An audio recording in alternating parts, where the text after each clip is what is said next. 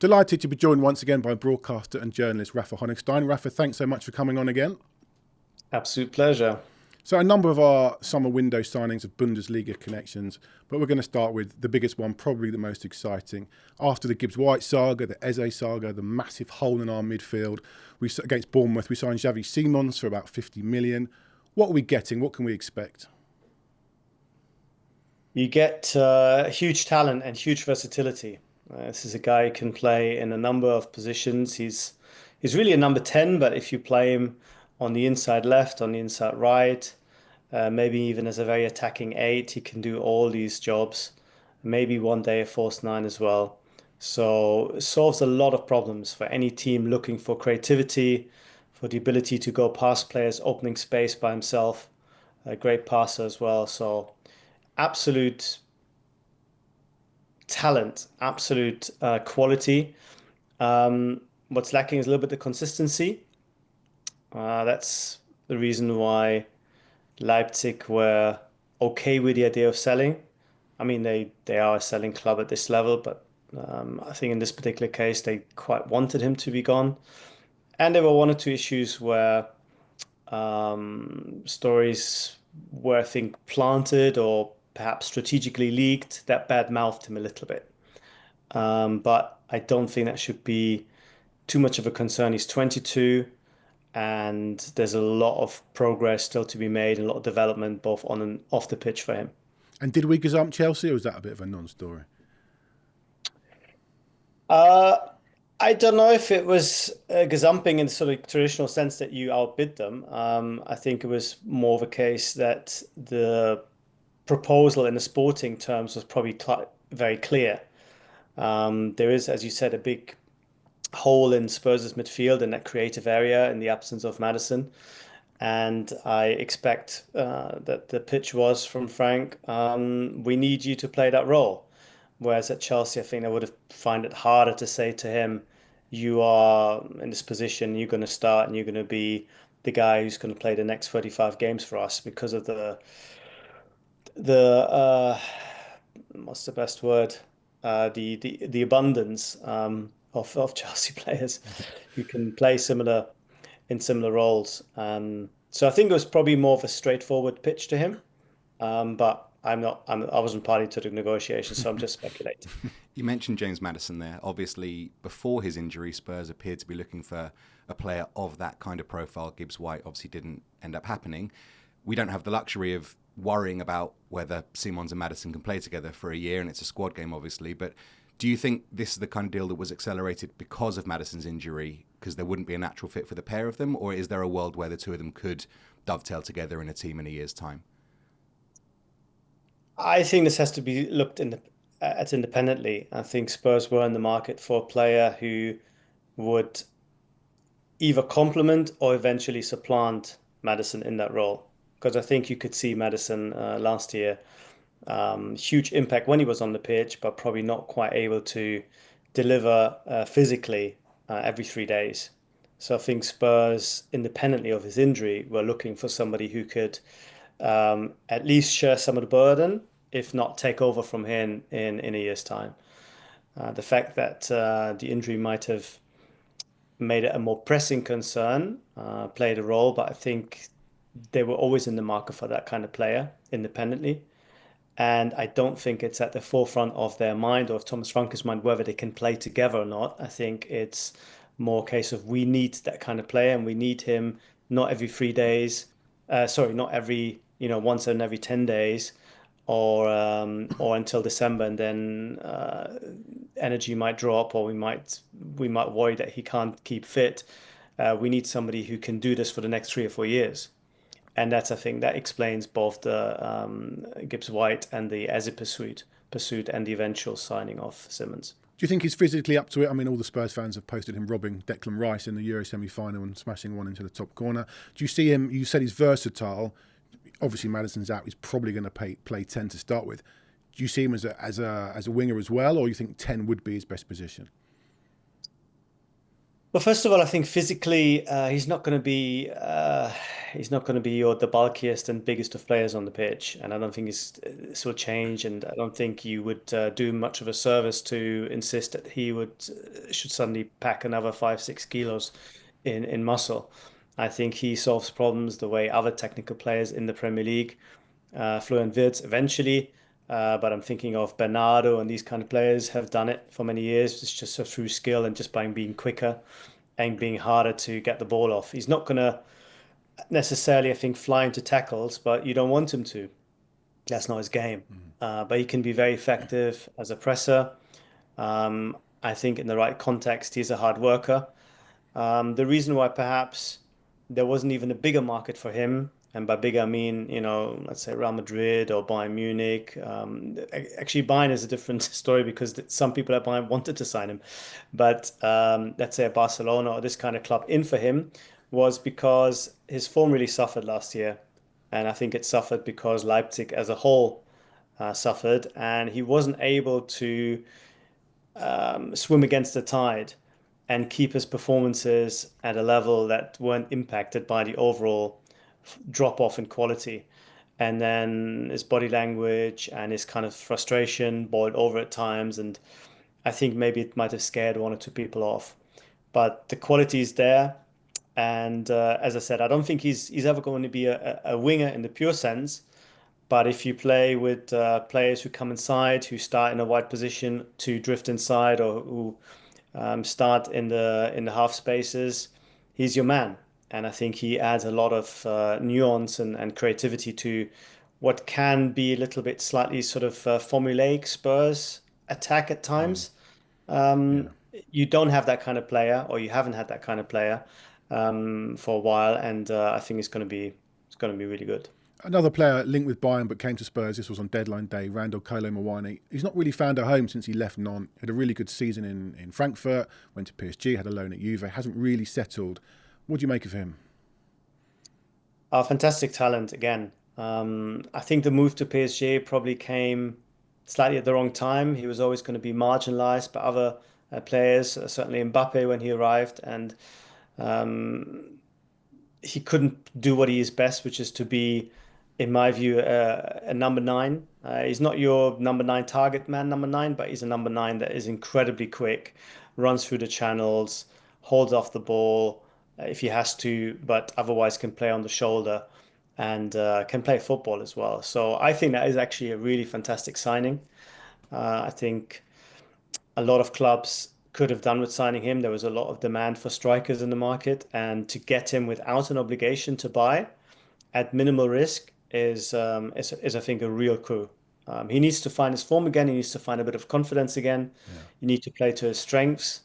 I think Frank might have to mix it up a little bit. I don't see him being the right man for being too direct in the sense of going long and high early. You can send him long diagonally, but I think he's better off when you approach as a unit and then play the final pass with him making a run off the shoulder of the last defender or in between the defender and the fullback. That's his game. But in terms of pure talent, in terms of finishing and all sorts of stuff, really good player. I think that's a really, really great signing. Yeah, I only realised yesterday that he's an Emiliano Martinez shin pad away from being a national hero and the match winner of maybe one of the best games of all time. And I wonder if that's sort of emblematic of a lot of what he's had in the last few years, that he's just missing that moment of being in the right place at the right time for it all to kind of work. Because the ability does appear to be there. And I suppose having a whole year at Tottenham might be the spark that can give him sort of the push on to the next level.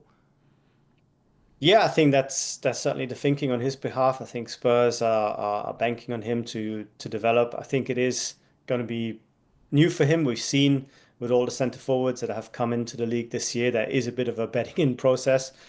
Even the ones who have scored goals look as if they're still a little bit learning on the job, especially if they're younger. I think as centre forwards, it's one of my sort of pet theories. Take a little bit longer to mature anyway. I think it takes until they were 25, 26 before they really become the fully formed version of themselves and real class players. And there's so many looking back who weren't quite at that level when they were 21, 22. So I think a bit of patience is in order, but I think there's a huge opportunity if Spurs look after him well and develop him. There's always a slight danger that if you come in as a lone player, that even if it's just subconsciously, you're not treated with the same kind of love and care as if you're somebody who's under contract and the club is more directly invested in your progress. You could argue, if it goes too well, then Spurs lose out in a way because they have no automatic way of keeping him, I think. But I expect him to be a big role in what looks a very exciting team. I don't want to say all of a sudden, but I think the transfer window has been very, very good for Spurs, and I can understand why everyone's very excited, especially with a new manager at the helm. And two players have come directly from Bayern, João Palhinha, Mathys Tel, two players at the sort of different ends of their careers, really. Talk to us about them. Palhinha, we've spoken before to other journalists on here that just didn't work out for him at Bayern. But what about Tel? Just too many good young players, and he was one that just didn't make the grade?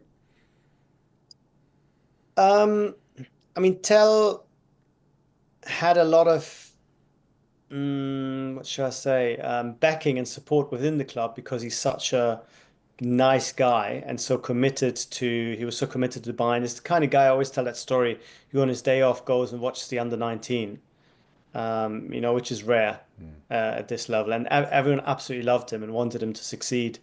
I think because his starting times were a little bit limited, because of the number, not so much of the young players, but the number of wingers that were still there at that time.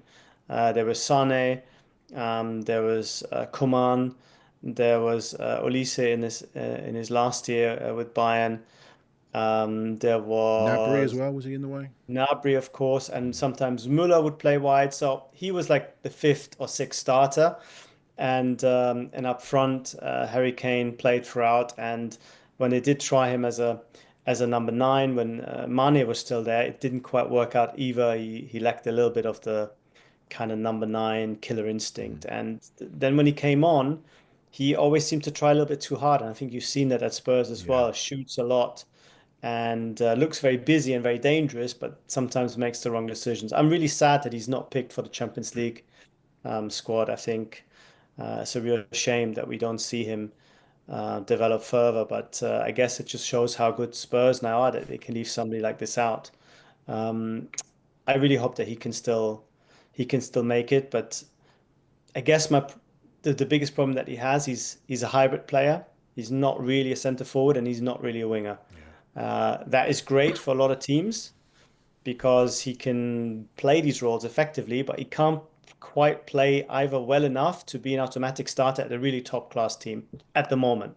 He might still become that player, but at the moment he can't displace a pure forward and he can't displace a pure winger. And number 10, I don't really see him there either. So that's been his biggest issue. But I hope that his fortunes will change and that he still fulfills his potential. Palhinha has a really interesting story because here's a player that Thomas Tuchel went out of his way to get into Bayern.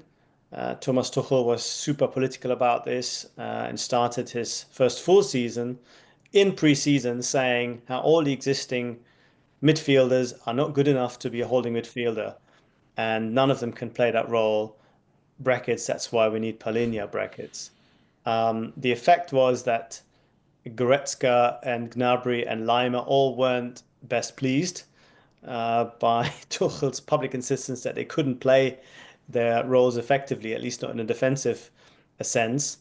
And then, of course, calamity, because in the last day of the transfer window, with Palhinha already being holding up the shirt, Fulham said, no, the deal is off.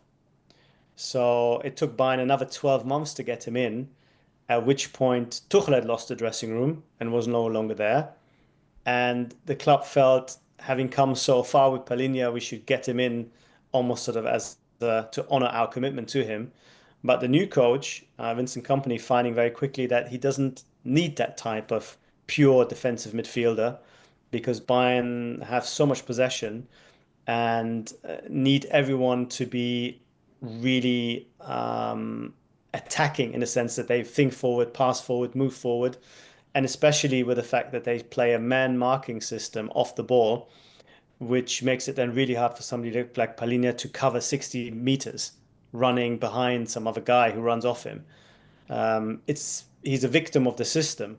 If anything, that company has completely changed from Tuchel, who was very reactive, sitting back. And I can understand why, in a different context, in a much more defined, narrow role, he can be super effective. But at Bayern, that role doesn't exist as long as company is there. And at Spurs, I think it's a very different setup. Frank is a much more pragmatic coach who wants to soak up pressure at times, and Palhinha does a fantastic job being that ball winner in front of the back four. I suppose we can't have you on and not talk about Harry Kane. I think it's 91 goals in 100 games. At times, as Spurs fans, it felt like we were the only people in the world when he played for us supporting him. Even England fans, would look for any excuse to put Dominic Calvert-Lewin in the England team, which would have been an interesting experiment, I think, to say the least. Has he surprised Bayern Munich supporters, officials or whatever, in just how good he's been, particularly in taking on the mantle of replacing a legend like Lewandowski? It's difficult to say if they're surprised or not, but I think they're in awe of him. They're in awe of him because his finishing is superb. We know that. His passing is ridiculous. We tried to tell everyone. Yeah, we did. We've been saying this for years. And this, I think, is the biggest thing.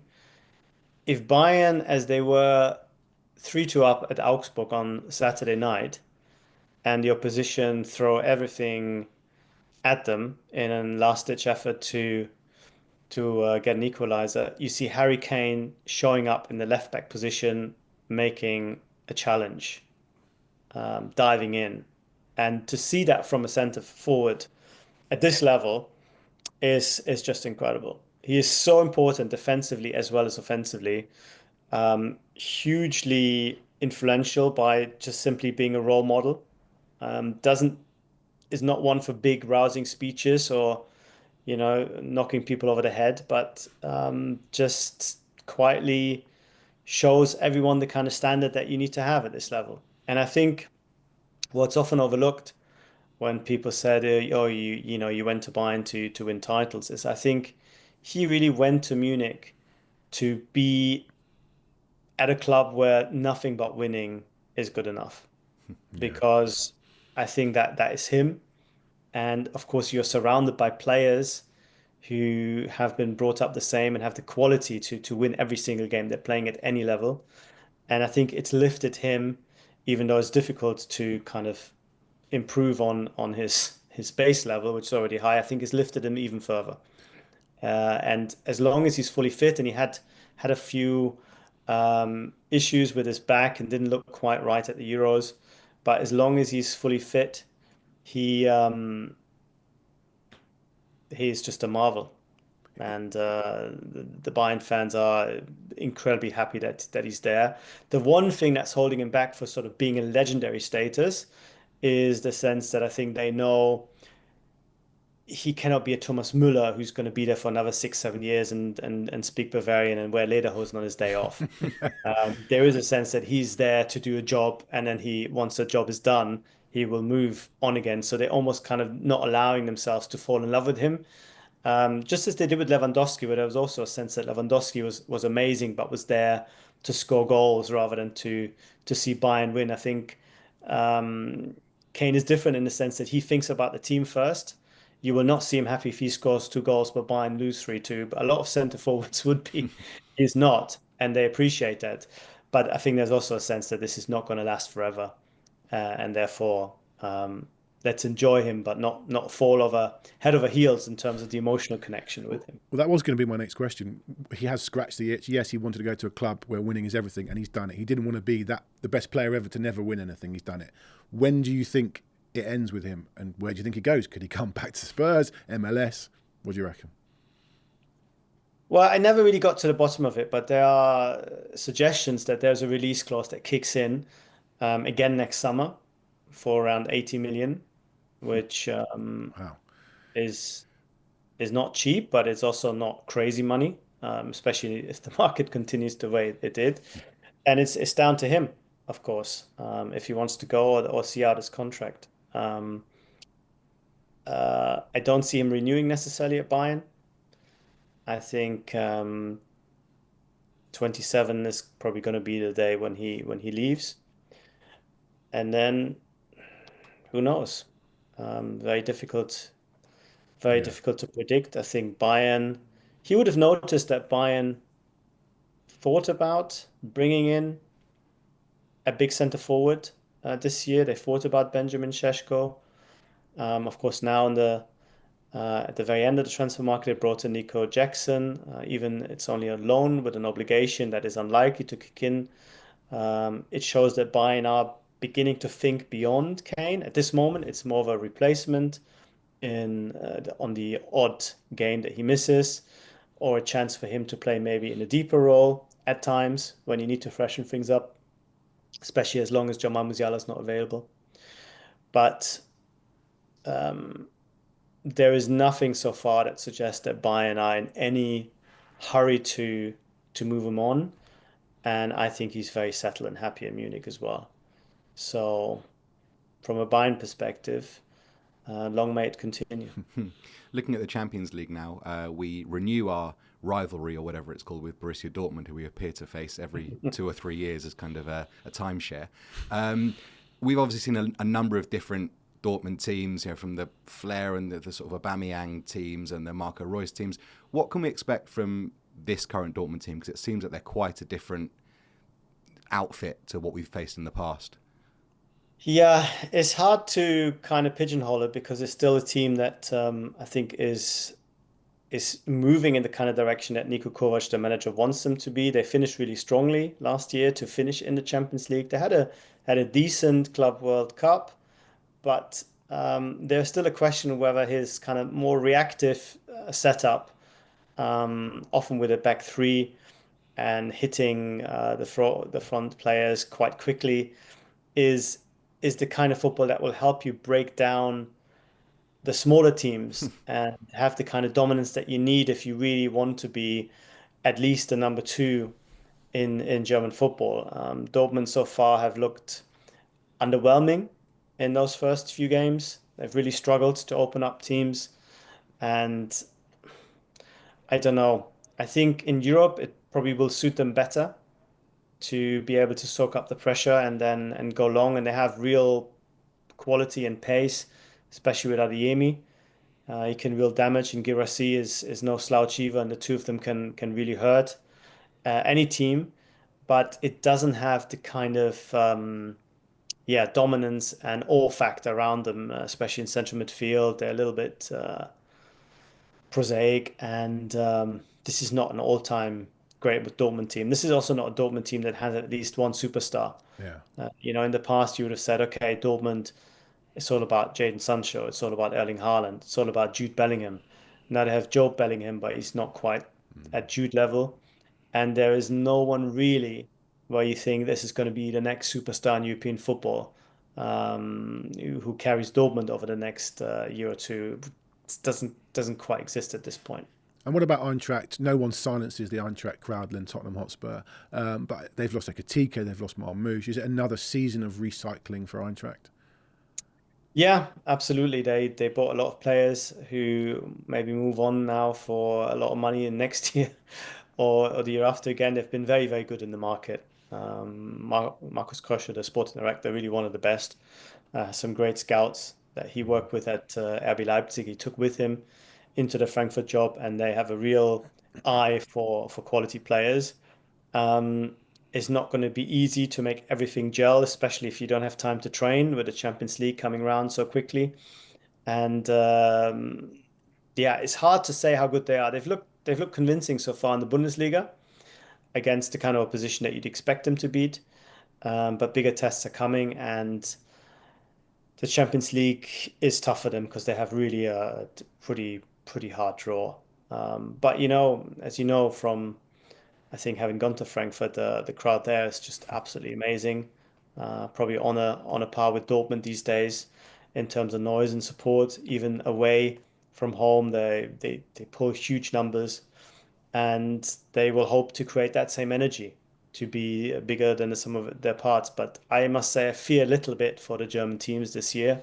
Not so much for Bayern. They have their first 12, 13 players available. They're going to be one of the challengers at least for the title. But Frankfurt are in transition. Dortmund not yet fully settled on what they want to become or what Niko Kovac wants them to be. And Leverkusen just fired their manager after 2 days of league football. So that's going to be difficult as well with a wholly new team as well. Of the team that won the double, I think you have 3 starters left.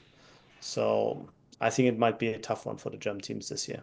You mentioned the atmosphere over in Germany. I mean, we're laden with cash in the Premier League. We all know that. We're cherry picking players from all around the world, whoever we want, whenever we want. But as a fan that goes to games, I think there's probably never been a less enjoyable time to be a regular fan. The atmospheres aren't great. And I do think people look enviously across the Bundesliga at the crowds and the 51% ownership from a fan perspective. Is there any sort of jealousy or envious eyes coming back the other way where German fans think, well, we'd love all that money? Or are they sort of happy with what they've got? 'Cause it feels like both would love to take a few bits from the other league to improve their own. Yeah, I think if you ask the sort of organized fans, I think they probably insist that they don't want it to be any different. They're fighting a fight to keep everything as it is. It's quite a conservative movement, if you will. They don't want change. They don't want investment.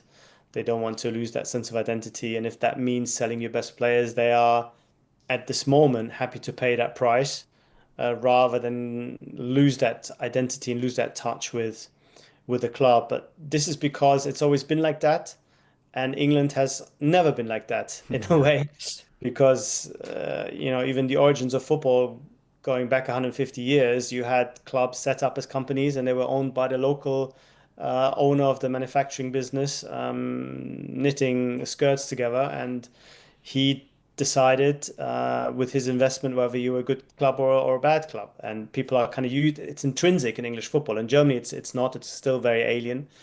And the groundswell of opinion, I think, with the organized fans is they don't want it to change. Now there are people who are sort of more neutral or a little bit more detached from the ultra group and say, look, it's a shame that the biggest economy in Europe plays football with 2 arms tied behind their back of their own volition. If we were to open ourselves up, imagine if both German industry and people from all over the world would come into the German market, buying shares in Bayern Munich, Hamburg, and so on. They could blow a lot of leagues out of the water, but it's not happening because nobody really wants it to happen.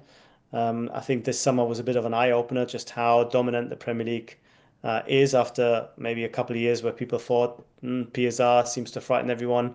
Nobody seems to talk about it much anymore, at least not for most clubs. And the Bundesliga are wondering, can we even keep our players a couple of years? We know that once players reach a certain level, then unless you buy Munich, they're going. But now they only have 6 months of a good season in the case of Voltemade with 12 goals, and suddenly he's at Newcastle for 90 million euros. Yeah. So that's going to make things a little bit awkward if that continues in the long run. But as of today, I think the Bundesliga see the product, as you will. The product is really geared still to the in a greater sense towards their local customers, and the local customers are king. And selling abroad and making it as most exciting for a worldwide audience is just not at the forefront of these clubs' agenda, because again 50+1 forces them to pay real attention to their local fans, because if they don't, these guys can be voted out. Again, it might really surprise your listeners, but even at Bayern Munich, if the fans aren't happy with the way things are going, in theory, it doesn't happen very often, but in theory, they can stand up somebody else as a president, and the president who's there now has to leave. Now, I know a club where they might want a club that may want that to happen. That creates its own issues, and sometimes makes clubs very political and makes them very hard to make the right sporting decisions because of the politics involved. You have clubs like Schalke and Hertha who have exactly that problem, that the members are almost too involved and makes it very difficult to find kind of longevity and professionalism behind the scenes. But it is just a very different footballing culture. Rafa, amazing to talk to you as always, to tap into your expertise. And I think we'll talk to you in May, just before Spurs play Bayern in the Champions League final. I'd be very happy to come. I do have one more actually. If Munich's a beautiful city, great for football tourism. If Spurs fans want to go and see Harry Kane, if they do, this is the real important stuff. Is Spatenhaus still the number one schnitzel in the city? Spatenhaus is still very, very good, as you know personally, having sampled the local fare there. It is a bit touristic because it's right in the center of town, but the standard of schnitzel is very, very high. There are one or two that are perhaps more undercover and more frequented by locals. But if you're just coming in and you want your cast iron, fantastic Munich schnitzel experience, Spatenhaus is, like Harry Kane from the penalty spot, 99% foolproof. I see an Adam Nathan, Rafa Honigstein, Echo of Glory schnitzel special in Munich coming on. James, We're going to get that sorted. Yeah, great idea. Rafa, brilliant. Thanks so much for joining us.